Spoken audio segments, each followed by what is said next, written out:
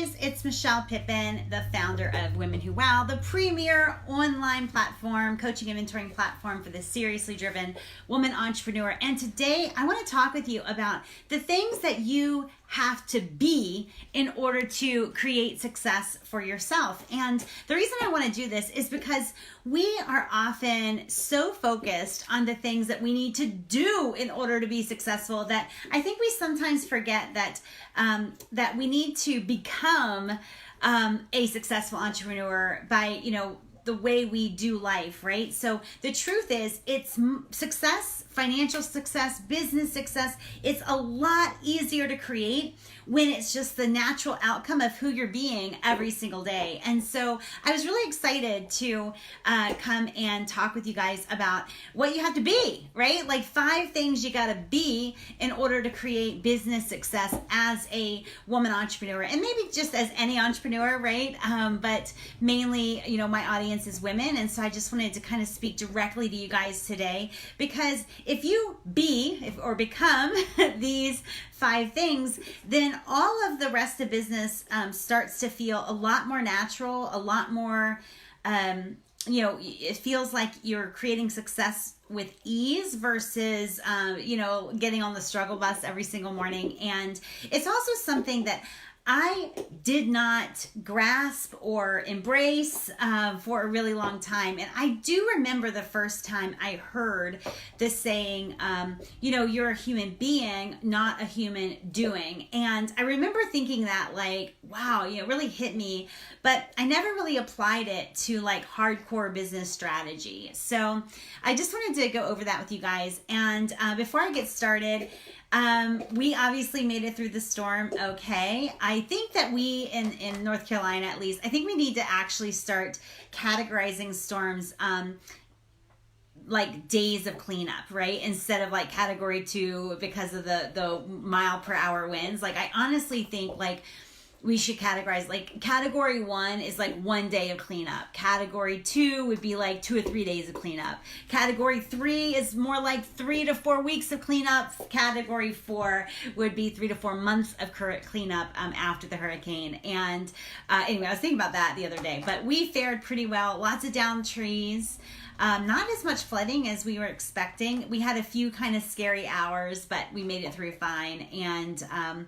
And I'm actually heading off to my mom's birthday party today. So if you guys are friends with my mom, please wish her a happy birthday. Her birthday was actually yesterday, but let her know that you're thinking of her. All right, let's get into the 5 things that you have to be in order to create easy success in your business, right? So the first thing you've got to be is you've got to be consistent, right?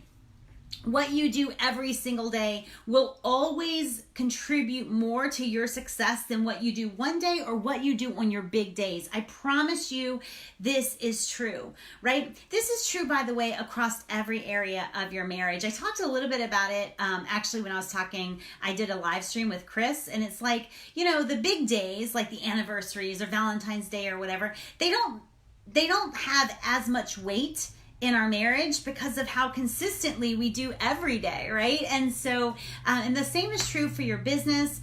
The same is true for your, your fitness, right? It's I went many years, and I'm not where I want to be fitness-wise by any stretch, but I went many years, always kind of counting on the big days or the really strict diets or the strict weeks or whatever. And it was just so ineffective. And I think we do that a lot in our businesses. We count on the one day or the big day, and your success is going to be based on what you do every single day. And so first thing you've got to be successful is you've got to be consistent. So what are you doing consistently that you're counting on to grow your business, right? What is it that you're doing? A lot of times people will come to me and they're like, I want to grow my business. My money's not where it should be. And I'm like, okay, well, what are you doing every day to grow your business? And they can't answer that. So be consistent. Be Daily. And I want to answer a question from Melanie McGee, because I think she thinks she was talking about a 20-minute tip. What's my 20-minute tip? And I just live by the 20-minute rule. And that is like, there's always something I can do in 20 minutes, right? There's always something I can do in 20 minutes. Like everything that's important in my life pretty much gets done in 20 minutes. So like I exercise, usually I'm on a 20-minute, 30-minute run, or a 25-minute workout. I journal for about 20 minutes every day. My blog posts take about 20 minutes. If I do a live stream, it takes maybe 20 minutes, including the planning. So the 20-minute rule is, if it's worth doing, do it every day and give it 20 minutes, right? The truth is, most of my work, business-wise, even mindset-wise, like including journaling, including fitness, like all of that, pretty much can be done by about 10:30, 11 in the morning, right? Because I do it in little 20-minute chunks. So be consistent. The second thing that you want to be is you want to be authentic, right? You want to, and we're going to get to some more hardcore things you have to be in a minute, but you do have to be authentic. Anything that can be Amazoned will be Amazoned, and you do not want to get caught up in that noise. The only way for you to differentiate yourself and your brand and your work from any other option out there is to be fully authentic, so that people know that they are not going to get you going anywhere else, and they're not even going to get a good replica of you going anywhere else, right? So you've got to be authentic so that you do not blend in to what I call the mediocre masses, right? You've got to be living authentically. You've got to show up. I will never forget, actually, I think of it often, like all the things that I felt like were flaws. Now, I'm pretty stubborn and defiant, so I wasn't willing to change, right? Like I'm never willing to compromise my sense of self in order to achieve a goal. It's just not who I am. I'm defiant that way. But I remember thinking about the things that I thought held me back, right? Like I don't like professional up really well. I don't gloss up really well. I refuse to kind of, wear, well, not kind of, I refuse to wear a suit. I refuse to wear hose. Like I want to, be fully me. And I refuse to cut my hair or try to look whatever, a 42-year-old professional woman's supposed to look like, right? And so there are things that I thought would really hold me back. I refused to really put a lot of time into being better organized and all of this stuff. And it's like, you know what? I show up fully me, naked, vulnerable, raw to my market. This does not mean, by the way, that every little thought that goes through my head becomes public consumption, right? Like I do have some wisdom there. I don't share everything. I don't overshare, but I am fully authentic. And so if you want to create success that is lasting, that doesn't feel like it's uphill both ways in the snow, it starts with being authentic. So if you want to think about like maybe what you don't share with your market, what you hide, what you are trying to kind of put makeup on before you hit like that's the kind of stuff that you want to think about, and just know that what makes you you is what sets you apart from other competitors, right? And if you are not setting yourself apart from other people in your niche, then you are going to be on the struggle bus when it comes to creating business success. So first thing, be consistent. Second, and these are listed in no particular order, I'm just going through my notes, but second thing is be authentic, right? There's no replacing true authenticity in business.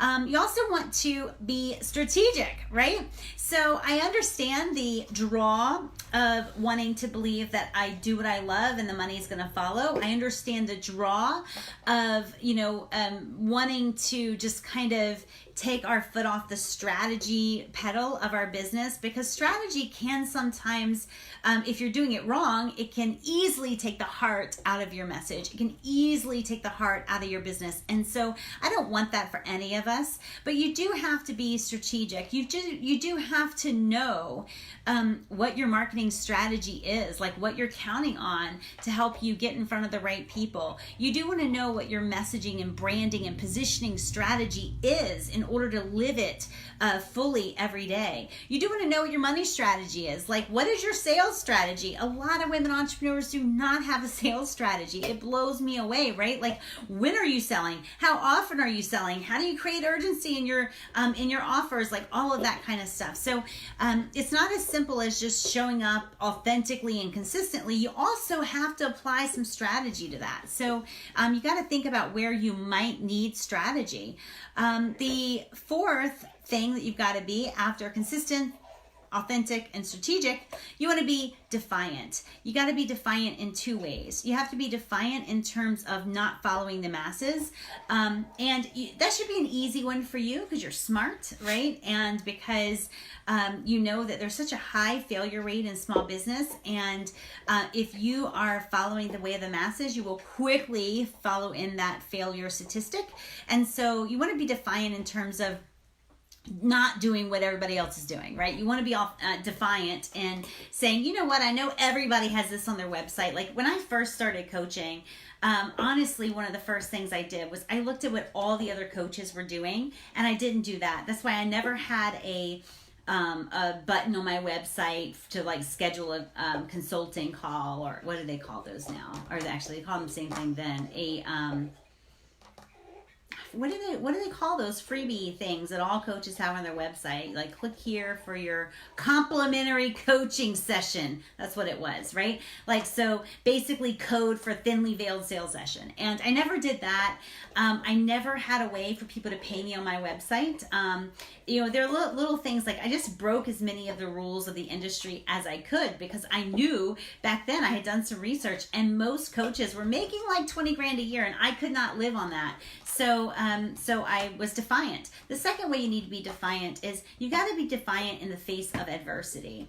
The truth is you will experience some rejection. You're going to experience some ghosting. You're going to experience some, that's it, Brenda. Complimentary consultation. Yes, I never did that.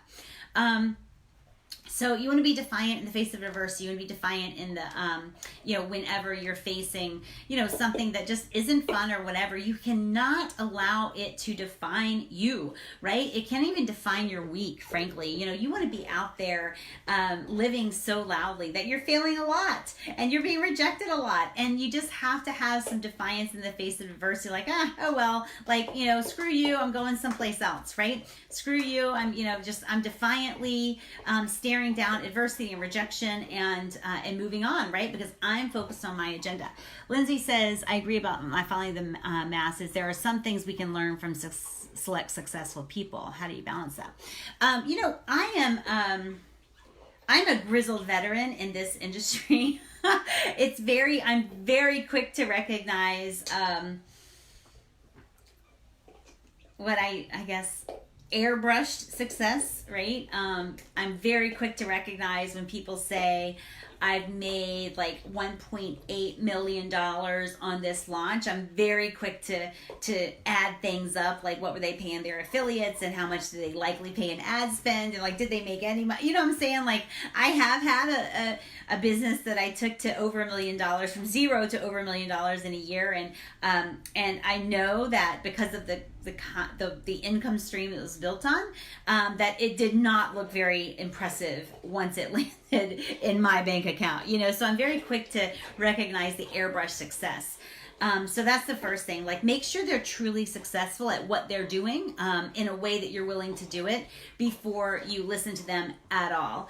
And the other thing is, if they are teaching something that everybody else is doing, they are not successful or will not be successful very long. Bottom line, that's just the statistics being played out. So for me, it's like I look for principles that are principles across the board, and that's what I really learned from. I also learned from veterans who have been around a long time. I am very, very, very slow. Yeah, the longevity. I am very slow to follow somebody who just came on the scene like a year ago, right? Like, I'm very slow to look. Now, I'm a student, right? I'm always looking. I'm looking for what they might have done. I'm looking for, how they got like a little break. I'm looking for things like that. I'm also looking for other things, like who are they married to, and does that contribute, right, to where they are now? I'm always looking at that kind of stuff. But for me, I want to look at principles that are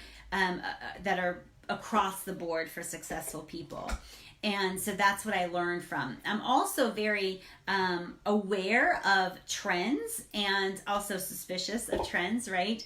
I don't ever want to get on a bus that is going off of a cliff in a hurry. So I don't know if that helps you, Lindsay. Okay, so good. So that makes sense. But I also, it's so funny because I'm on my little vision board, I posted a picture of it yesterday.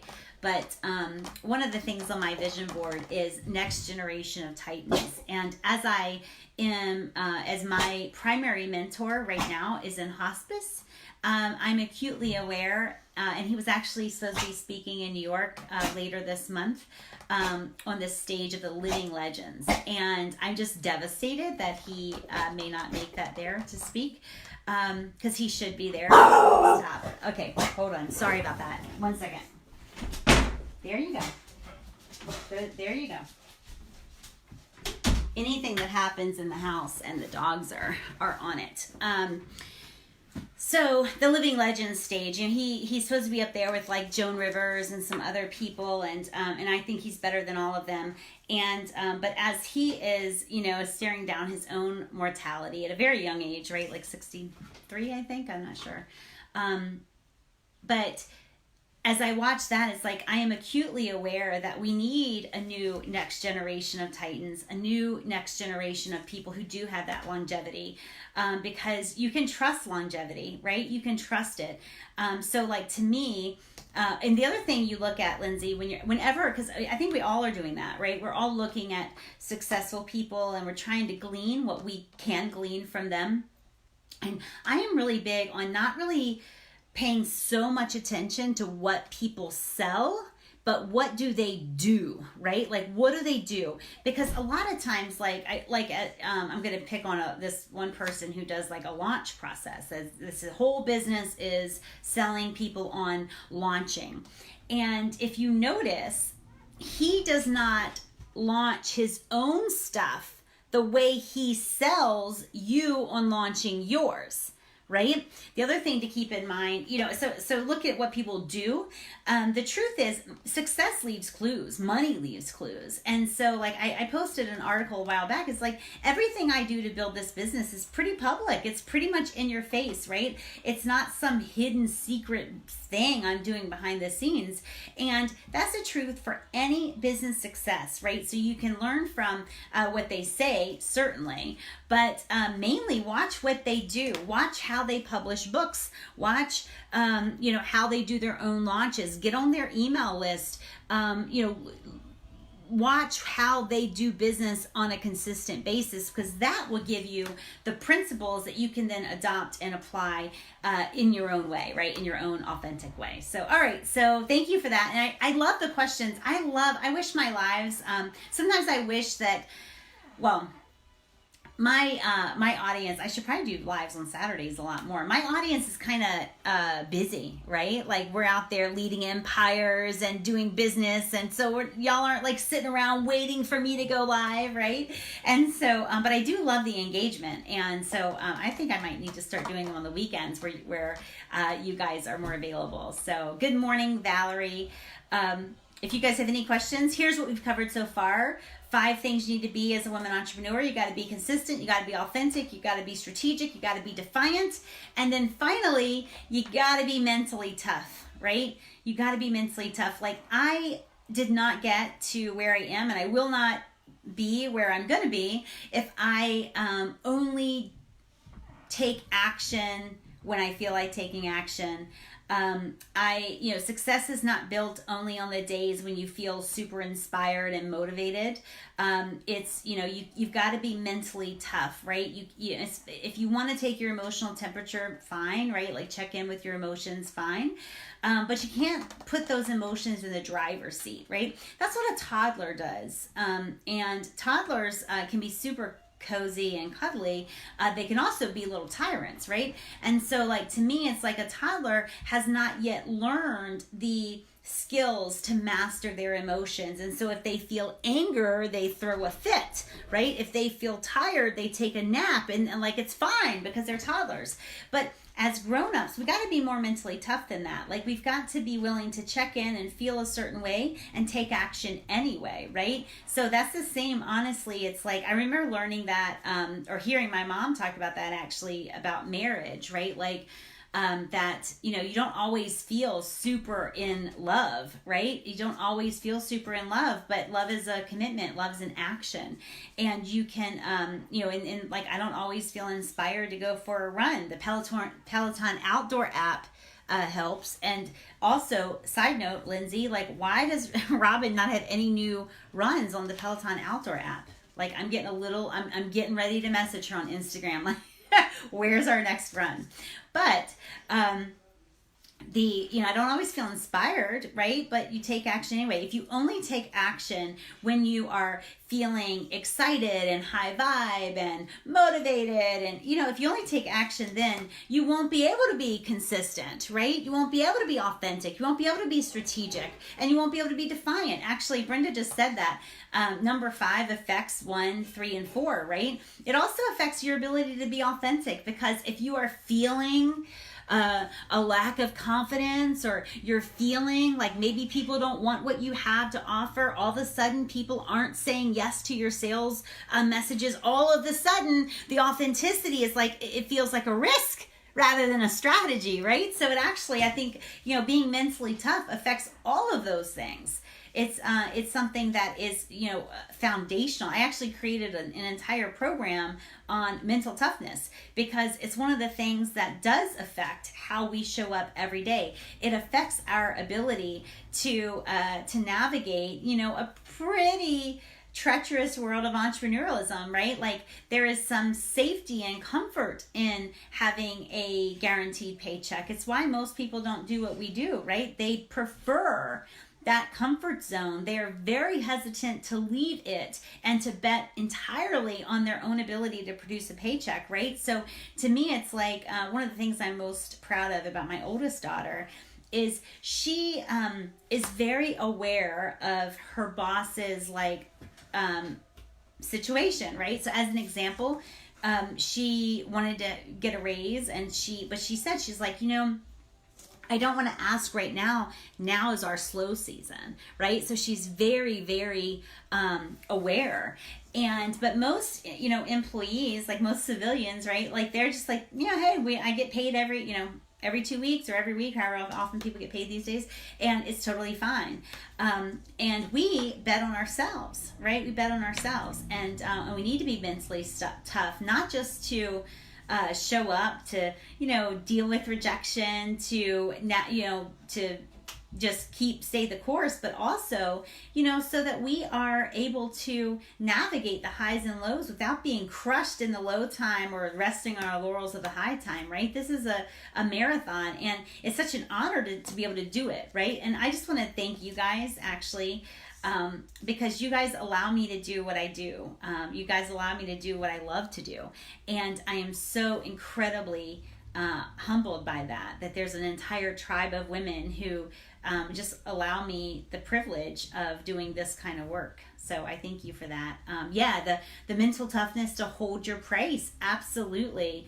Absolutely. You know, I think about price in the same way I think about teenagers. So my husband used to get, you know, we're nearing the end now. So for new people, like, my oldest is 20, my next oldest is 18, and my youngest is 17. I've got two. My girls are now out of the house.